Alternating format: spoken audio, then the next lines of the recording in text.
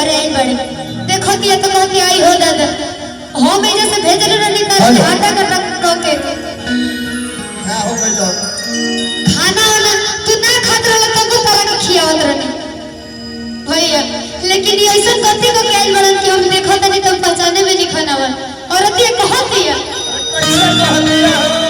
आज की गइलो तू बराई गइलो रोजऊ की गइलो तू बराई गइलो रोजऊ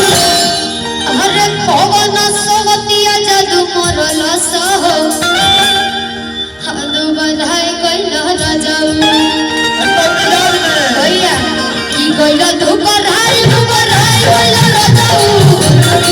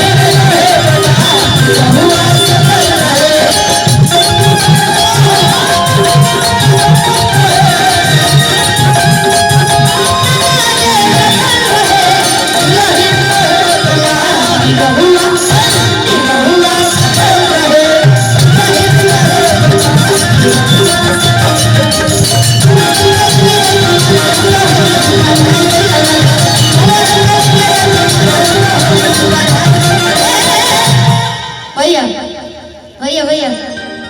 चाम के दूसर कलाकार है अगर अच्छा लगे तो वो बेटी खातिर एकदम जोरदार ताली बजा दीजिए अतनी में ना दोनों हाथ उठा के जोरदार ताली बजाई जाए हां भाई शिवानी तो फिल्म बना देली स्टेज पे आई अब एहिजा से कार्यक्रम के थोड़ा और भी आगे हम बढ़ाई बहुत अच्छा एक कलाकार मेरा भाई भी बैठा है उसके बाद प्रियंका जी को बुलाऊंगा आज जेपी भैया जेकर हमारे हमेशा 7-8 साल से जे हमने के एक साथ रहनी जा खाईली जा एक साथ चलनी जा आज हमारा खुशी होता कि भाई गायक से एगो अलग लिख बना के आज म्यूजिक डायरेक्टर भी बन गईले जेकर म्यूजिक तमाम चाहे वो प्रमोद प्रेमी होकर खेसारी जी होकर तमाम गाना में जिनका म्यूजिक आज जा रहा बात हम चाहते हैं कि एक बार जोरदार ताली बजा के आप लोग स्वागत करें जेपी तिवारी के आई गार्जियन एजा से थोड़ा सवाल धूप में हम दे रहा बानी नगेंद्र तिवारी के आप लोग बुलाइले बानी तो जानब कि राउर छोट भाई के का अभी सीख रहा बानी कितना सीखे के बाटे ये कभो जीवन में गावा के कभी अंत ना हो सकेला हमारा लोग बाबा बाड़े तमाम गार्जियन राम जी तिवारी पंकज भैया पवन भैया तमाम लोग सुना एक पूर्वांचल के सम्मान में पंक्ति के बात आई एक बार विदेश से एक व्यक्ति आए थे वो बोले कि पूर्वांचल के लोग अभी भी कितना पीछे है क्योंकि पूर्वांचल के लोग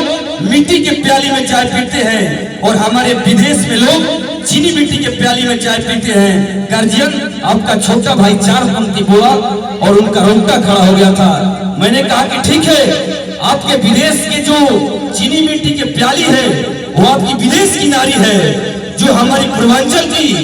मिट्टी की प्याली है वो हमारी पूर्वांचल की नारी है लेकिन गार्जियन फर्क आपके विदेश की चीनी मिट्टी की प्याली और हमारे पूर्वांचल की मिट्टी की प्याली में सिर्फ फर्क इतना है कि आपका चीनी मिट्टी की प्याली दिन भर में वेश्या की तरह सैकड़ों ठोको चुमती है और हमारी पूर्वांचल की मिट्टी की प्याली एक सच्ची पतिव्रता औरत की तरह एक ठोको चुमकर हमेशा की ओवर